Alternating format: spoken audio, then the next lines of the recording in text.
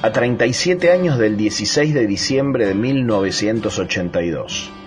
A mediados de 1981, la dictadura oligárquico-militar daba muestras inconfundibles de agotamiento en todos los planos.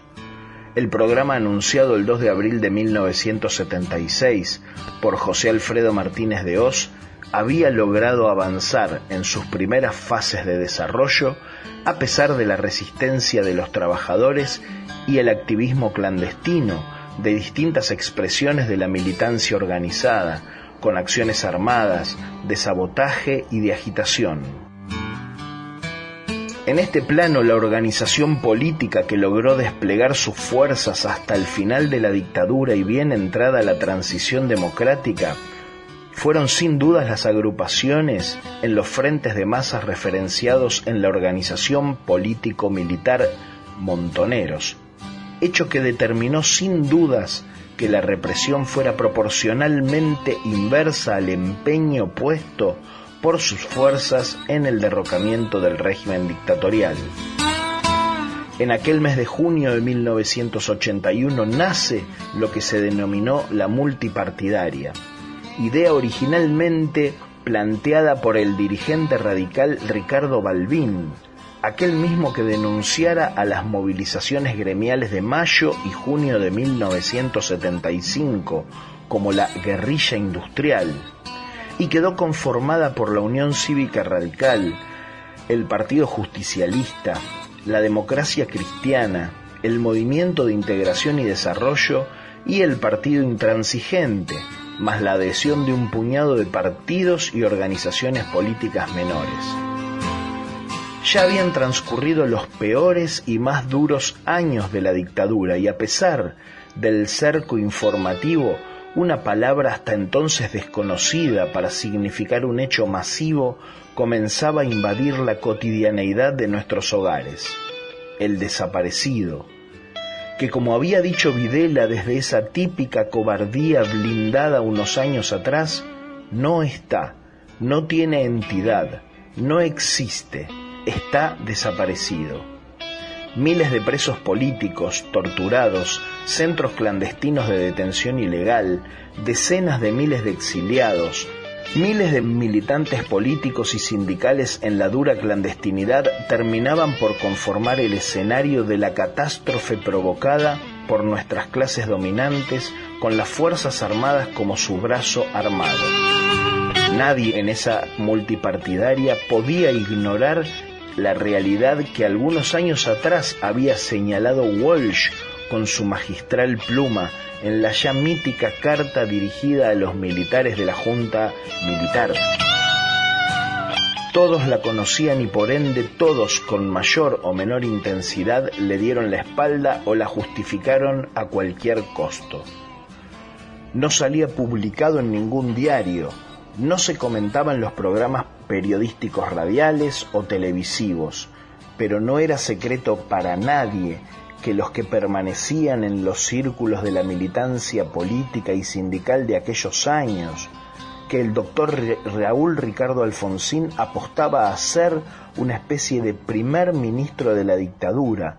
en un plan político de transición que establecía una participación progresiva de los civiles en el gobierno, al estilo de lo que venía sucediendo en Brasil. Se pensaba en distintas fases de desarrollo de dicho plan para que en uno o en dos periodos de gobierno, primero a nivel de intendencias, este plano ya había comenzado, puesto que cientos de intendentes pertenecientes a la UCR permanecieron en sus puestos durante todo el transcurso del periodo dictatorial. Luego en las gobernaciones y por último en el plano nacional, se fuera conformando una nueva institucionalidad que a modo de transición hubiera allanado el camino a los represores hacia sus cuarteles, claro está, hasta nuevo aviso. De tal forma, el progresismo aparecía en la política argentina como aquel estilo político destinado a aceptar la nueva configuración social, económica y cultural que el gobierno había formateado en la sociedad argentina, ofreciendo un barniz de tolerancia y de republicanismo barato de baja estofa, que quedara patentizado pocos años después discursivamente en esa estúpida repetición discursiva del preámbulo constitucional. El primer documento de la multipartidaria data del 14 de julio de 1981, en el cual sus redactores pusieron especial cuidado en manifestar que su convocatoria no apunta al pasado, emerge del presente y tiene la intención de plasmar el porvenir argentino,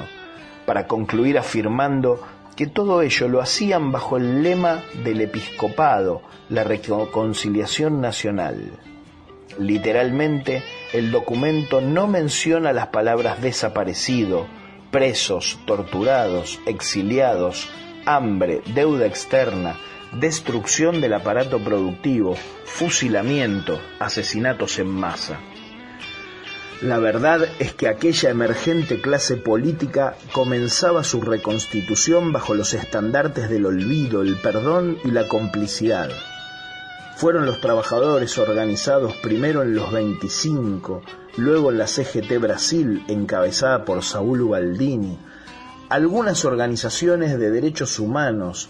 y la asombrosamente resurgente Juventud Peronista Regionales, lo que desbarató el infame intento conciliador, provocando el arrinconamiento de la dictadura y sus secuaces bastante tiempo antes del conflicto de Malvinas. Una vez más, los trabajadores argentinos, desde su genética capacidad de resistencia, enfrentándose desde tiempos inmemoriales en todas las dictaduras y todas las democracias con el país oligárquico, puso en juego su capacidad de lucha, poniendo el cuerpo para indicar el rumbo y los objetivos. Fue en ese año 1982 que la Juventud Peronista Regionales cobró nuevos bríos a pesar de la masacre del terrorismo de Estado, con miles de nuevos jóvenes que se plegaban a la lucha bajo las consignas de rendición de cuentas, no a la concertación, continuismo oligárquico o democracia real, aparición con vida y juicio y castigo a los culpables. Y fue un jueves 16 de diciembre de 1982 que se lleva a cabo la movilización a la Plaza de Mayo convocada por la multipartidaria para las 19 horas, en la cual sus dirigentes más visibles no duraron más de 30 minutos, retirándose presurosamente al trotecito, mientras que minutos después ingresaba la columna de la CGT Brasil, encabezada por Saúl Ubaldini, y casi simultáneamente una columna estimada en más de 50.000 compañeros, conformada por las fuerzas políticas y sindicales referenciadas en la organización peronista Montoneros, ahora bajo la denominación de Intransigencia y Movilización Peronista, hegemonizada de forma elocuente por las agrupaciones de la Juventud Peronista Regionales, bajo las mismas consignas de rendición de cuentas, de no a la concertación y de continuismo oligárquico o democracia real, y por supuesto exigiendo la aparición con vida y el juicio y castigo a los culpables. Sus columnas comenzaron a ser tempranamente reprimidas en horas de la tarde en los puntos de encuentro que habían fijado sus respectivas conducciones. En la Plaza Miserere se producen fuertes encontronazos con las fuerzas de la represión, lo que deja algunos heridos de gravedad. A pesar de ello, se logra encolumnar a toda la militancia proveniente de los barrios de Capital y el conurbano bonaerense e incluso de algunas provincias a lo largo de la Avenida de Mayo, ingresando a la plaza. Por el contrario, la consigna de la Juventud Peronista era muy sencilla: que se vayan. De tal forma la columna avanzó hasta las puertas de acceso de la Casa de Gobierno, intentando su derribo mediante la utilización de las mismas vallas, mientras la multitud se unificaba en un solo grito: paredón, paredón a todos los milicos que vendieron la nación. De tal forma, aquel atardecer el dictador Vignone abandona la Casa Rosada en helicóptero. Seguidamente, un comunicado oficial anunciaba los tiempos del cronograma electoral y la convocatoria a elecciones presidenciales para el 30 de octubre de 1983.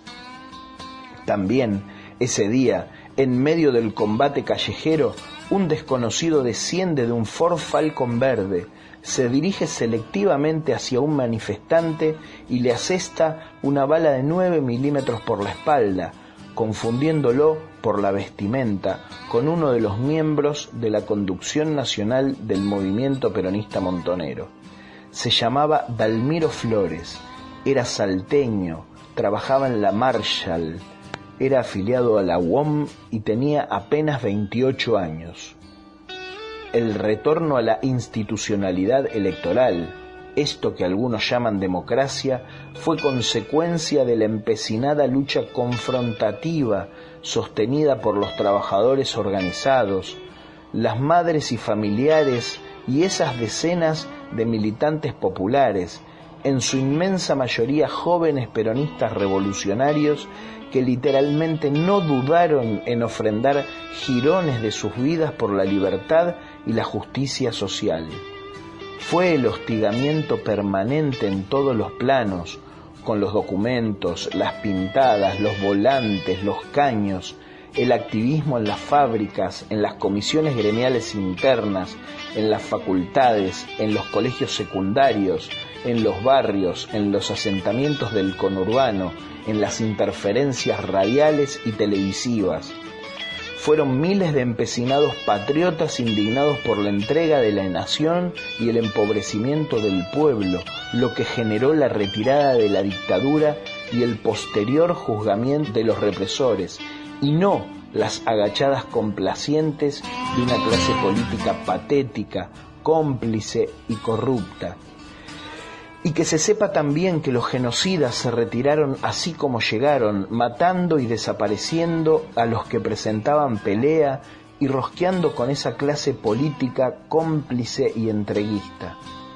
En aquellos tumultuosos días de diciembre de 1982 desaparecieron al último sobreviviente de la masacre de Trelew, Ricardo René Aydar. El 30 de abril de 1983, en un operativo militar de dimensiones gigantescas, emboscan y asesinan en la provincia de Córdoba a Raúl Clemente Jagger, luego de resistir durante horas a puro coraje en una ruta cordobesa. Días después, el 14 de mayo del mismo año, Osvaldo Cambiaso y Eduardo Pereira Rossi son secuestrados y asesinados por un grupo de tareas de las fuerzas operativas de la represión, luego de ser torturados salvajemente. Todos ellos miembros destacados de la organización peronista Montoneros. Hoy, hace 37 años, culminaba una contraofensiva popular, cerrándose definitivamente un ciclo histórico.